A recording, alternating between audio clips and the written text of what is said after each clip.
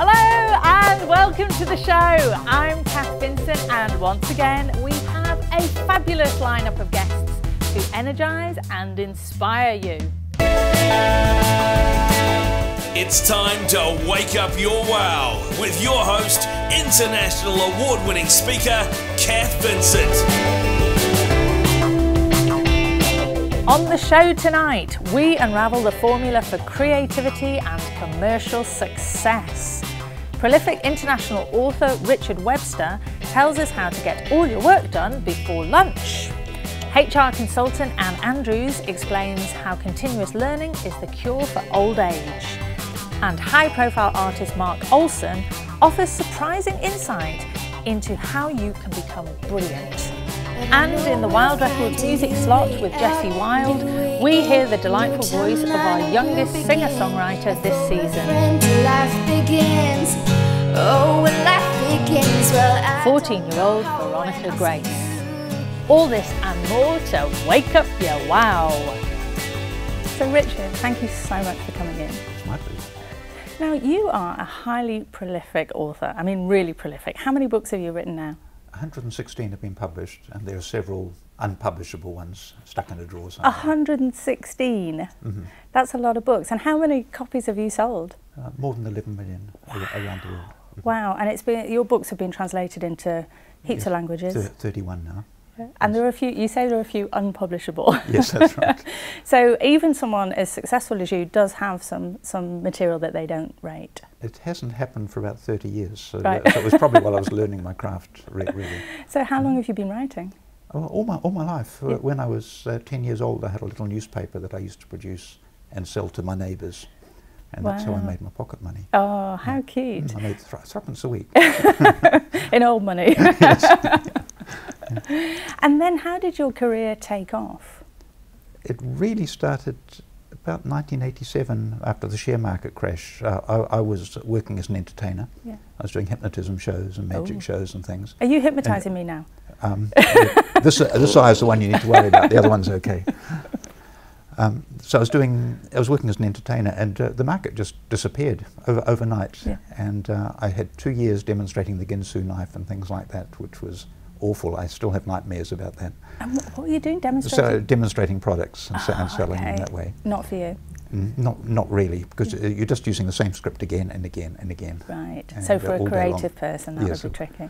So I decided, I'd always been writing. My first book was published in 1972, so I was in my 20s. So I'd always been writing, and I'd been a ghostwriter. So I decided to give myself 5 years to make more money out of writing than out of the other things I was doing at the time. And that wasn't too hard because I wasn't making much money at the time. And it took exactly 5 years. Wow. Mm-hmm. Quite interesting to actually have the discipline to give yourself a financial target. Mm-hmm. Do you think that's something that has helped you to actually pump out the bestsellers? Oh, absolutely. And it wasn't my idea. One of my heroes was Earl Stanley Gardner, who wrote the Perry Mason books. Yeah. Back in the 1960s, one of his books was being sold every second of every day around the world.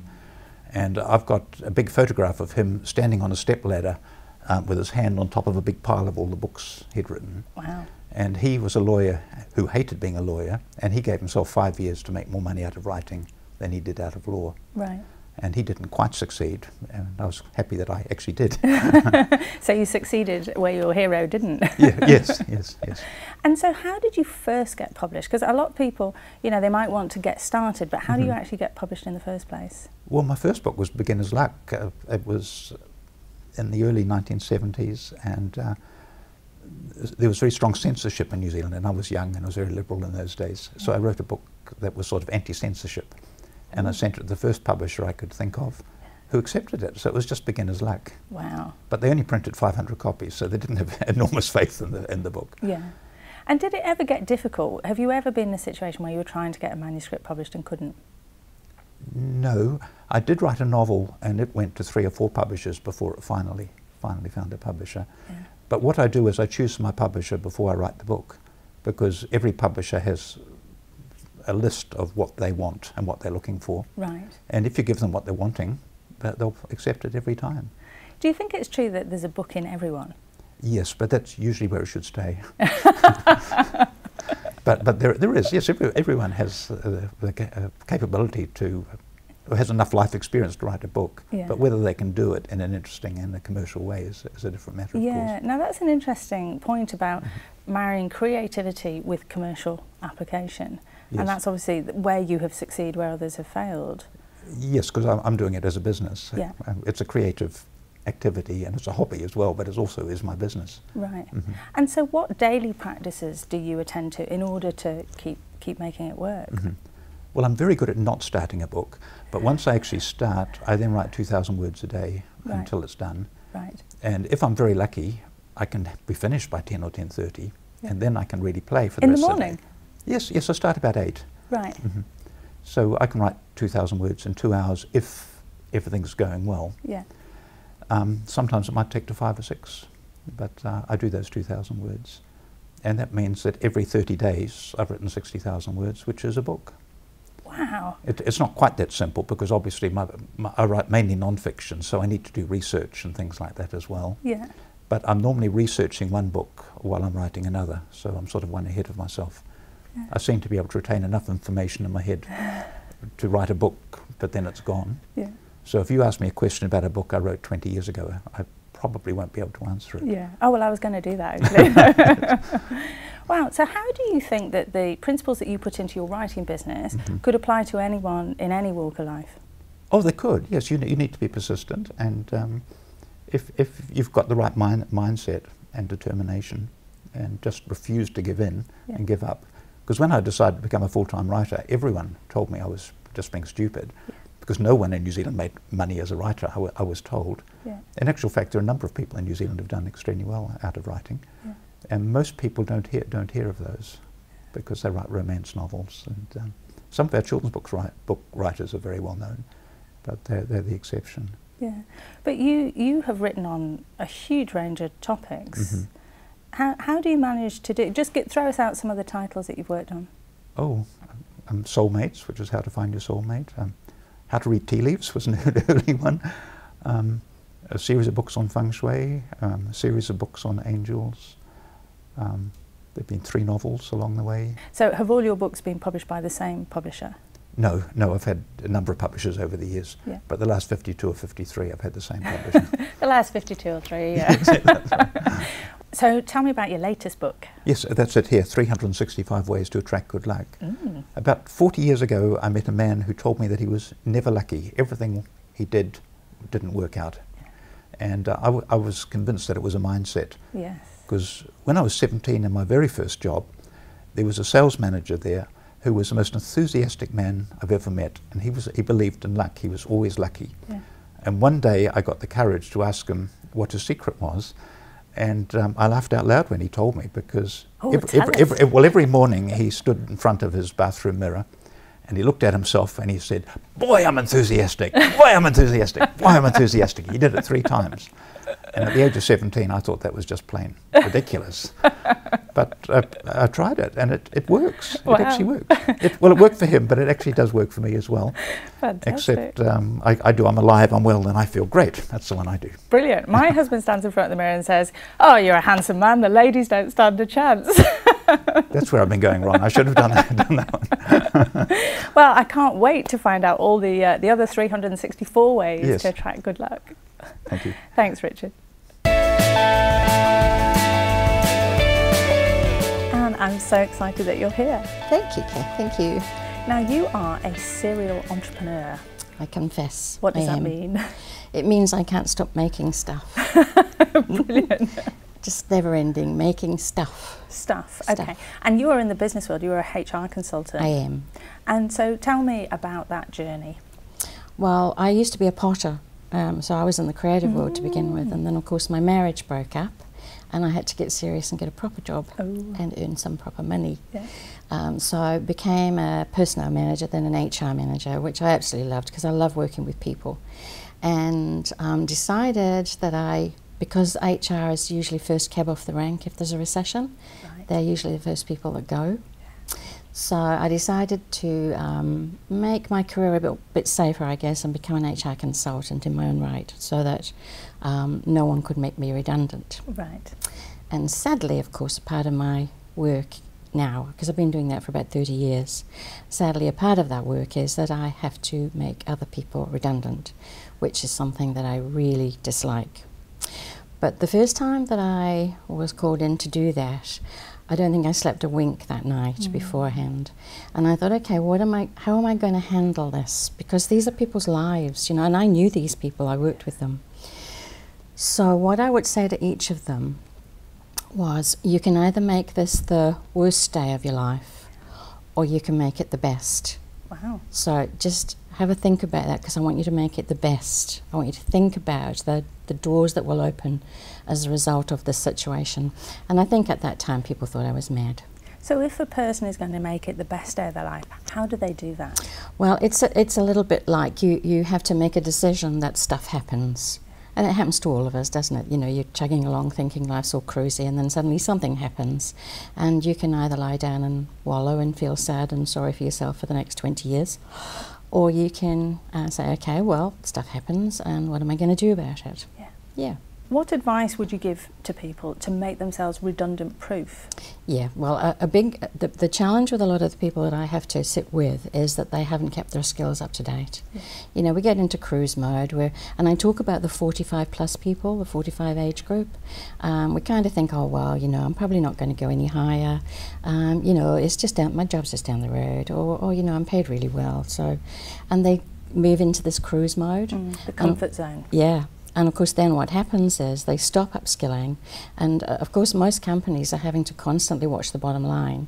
So if you think about the salary that they pay a 45 to 50-year-old, they can probably get 2 young people for that price. Yes. So you know, they have to look at the value that people bring to their business, especially if people's skills are now obsolete, that they have no value. And actually young people now are so savvy about technology. Absolutely. Yeah, they do. They bring a lot of skills, but they also there's some things that older people can bring that the younger ones don't. So what I say to the 45 plus people is, before the redundancy thing comes up, is the first thing is, every time your boss, your manager, your owner says to you, or anybody who wants to learn or who wants to go on an XYZ course, get your hand up. Go on anything and everything you can. Right. Because you might get there and think, well, this is of no use to me. And down track you might think, oh my goodness, that was exactly what I needed to learn. Or that was the exact person. You might be sitting next to the person who could be your next employer. That advice that you're giving people when they're facing redundancy, or ideally before, you're actually putting that into a book right now. Yes, I am. It was interesting, I wrote an article, because I write a lot of articles, because that's really the test for my next book. Yes. I'll see what people seem to be interested in. And I wrote an article and I called it, You're Never Too Old, and It's Never Too Late. Oh, I like that. And I was staggered at the response it got. Yeah. So from that, I started chatting on LinkedIn to these 45 plus people who were facing the redundancy proposition. And so that's what I thought, okay, that actually has to be the next book I write. Yeah. It has to be for people, because if you're 45 and 50, you're starting to think, oh my gosh, you know, I'm not getting any younger. We're designed to live for 120 years. Oh my goodness. I know. Scary thought. To live that long. Scary thought.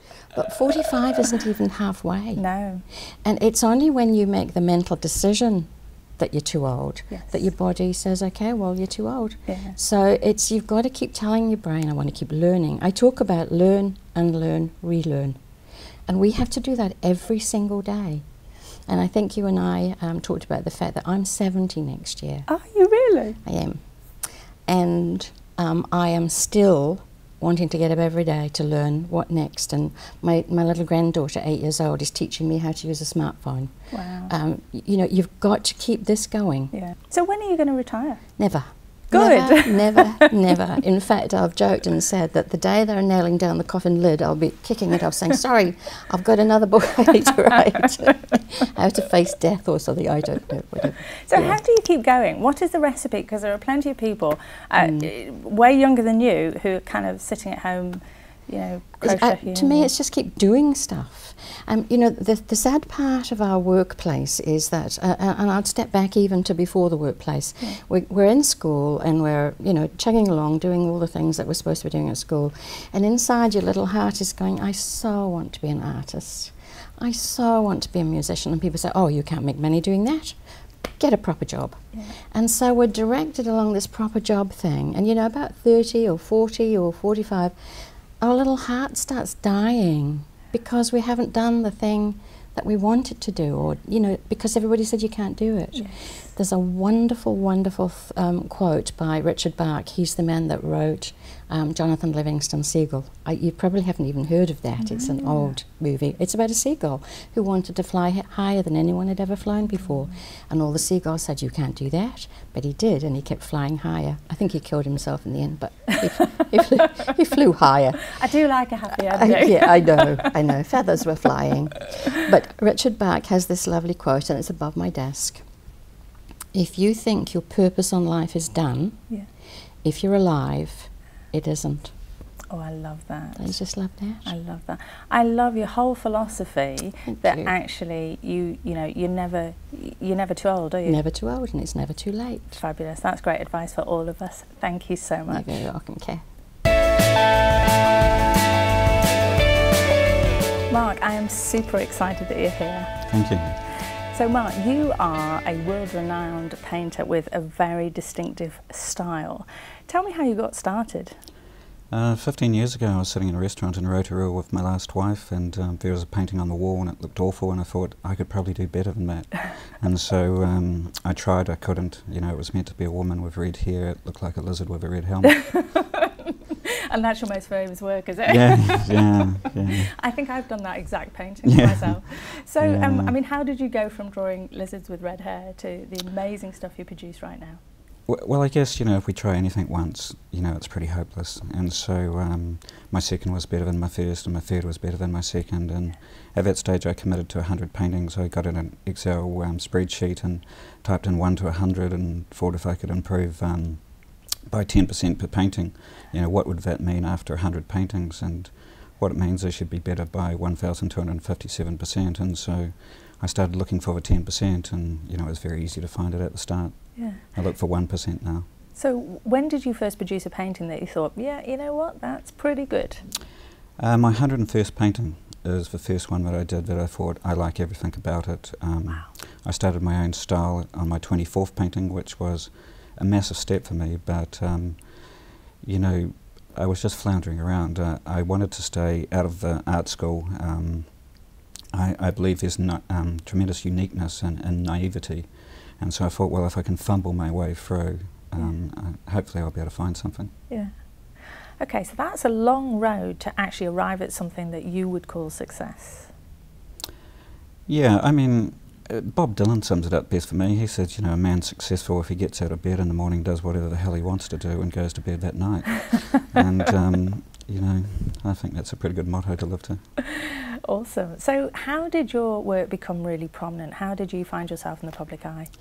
Well, I immediately went to London, and, you know, you turn up with, you know, a couple of years practice behind you. You've been full-time for a couple of months, and you're someone overnight.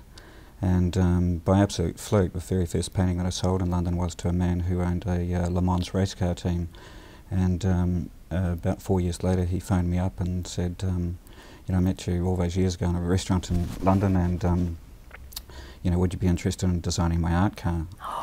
And my Le Mans car. And of course, at that stage, I didn't really even know what Le Mans was. Yeah. So I said yes immediately, and he said to me, you know, there's good news and bad news. The good news is I don't want to pay you anything to do it. That was the good news, was it? Yeah, but, well, and the good news for me is, you know, there's 386 million people who watch the race. Wow. And so we know common sense that before you can sell anything to anyone, they need to know of your work. And so it's just a fabulous opportunity, really, to be seen by so many people, and, you know, things really just took off from there. Yeah, well, anyone in any kind of endeavour or business would love to be seen by 386 million people. Yeah, it all starts with awareness, doesn't it? And I was fortunate that that was in 2007, and I was on the cover of the Auckland phone book, so between the two of them it was a wonderful year. Yeah. Well, your style is really distinctive, like people would recognise it. How have you developed that style? At the start, it became obvious that, you know, we know in common sense, you know, you need a brand to market anything. And so I sort of thought, well, I want a brand, I want a style. And I didn't really know how to go about that.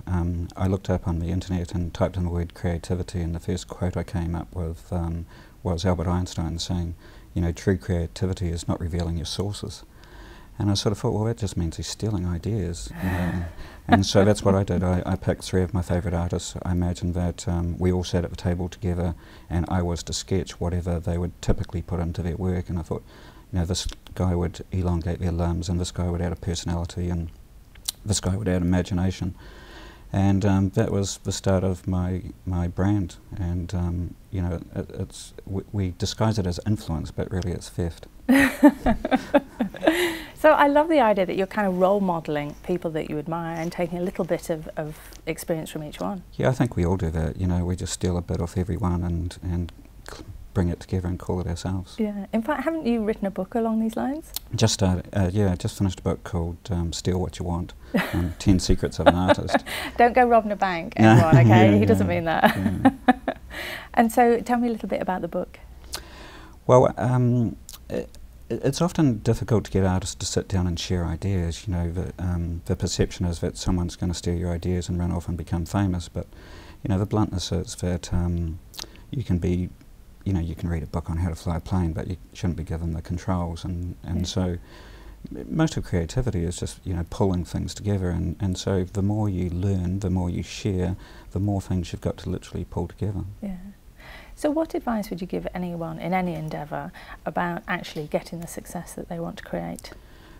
What I did was, I was 39 years old at the time when I started being serious with it, and I thought, you know, in 21 years' time I turned 60, and if I could turn out to be anyone, who would that person be? Yeah. And so I got a piece of paper and just wrote down, you know, all these wonderful things about where I'd sell my artwork and to who and what I would do and how I would do it. And what I love about that is it gives you a very clear roadmap to, and so that when an opportunity like the Le Mans car comes along, for example, you go, does this fit within my plan or does it not? So it becomes a very good decision-making tool as well. So for me, I think it's really important that you should know where you want to end up. Yeah, cool.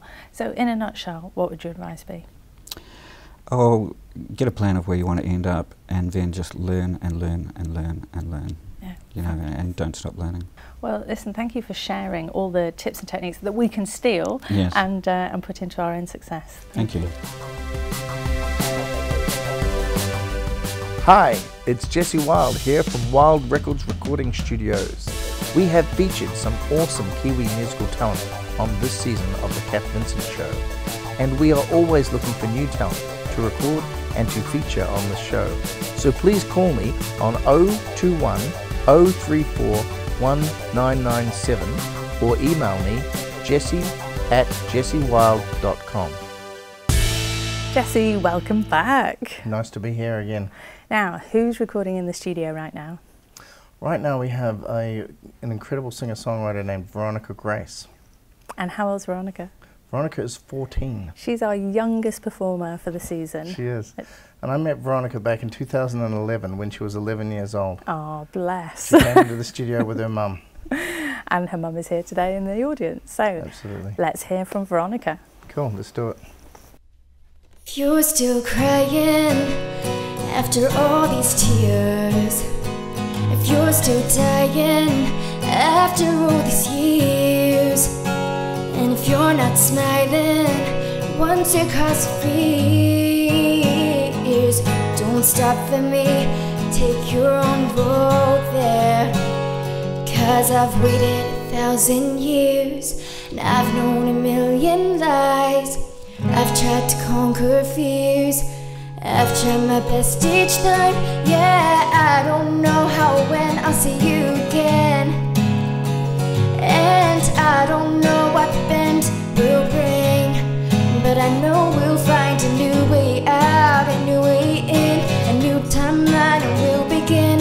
If we're a friend, life begins. Whoa.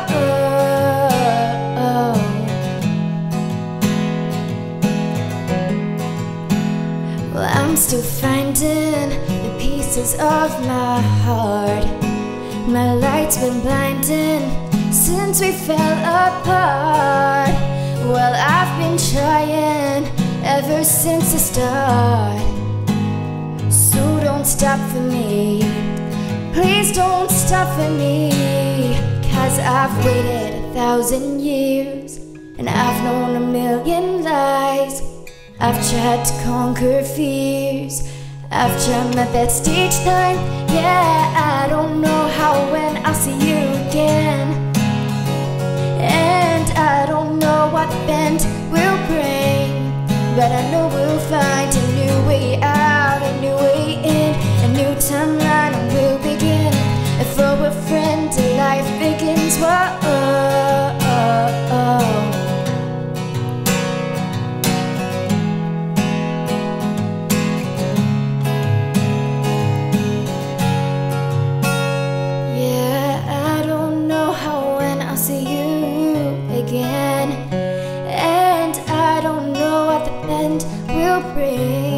but I know we'll find a new way out, a new way in, a new timeline, and we'll begin. And for a friend, life begins. Oh, when life begins, well, I don't know how when I'll see you again, and I don't know what the bend will bring, but I know we'll find a new way out, a new way in, a new timeline, and we'll begin. And for a friend, life begins. Whoa,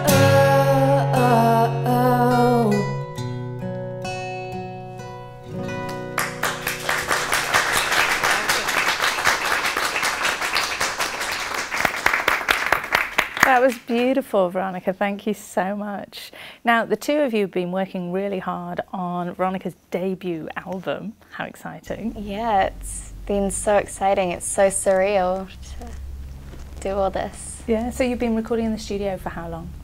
Since 2011. Right. That was when I first came in.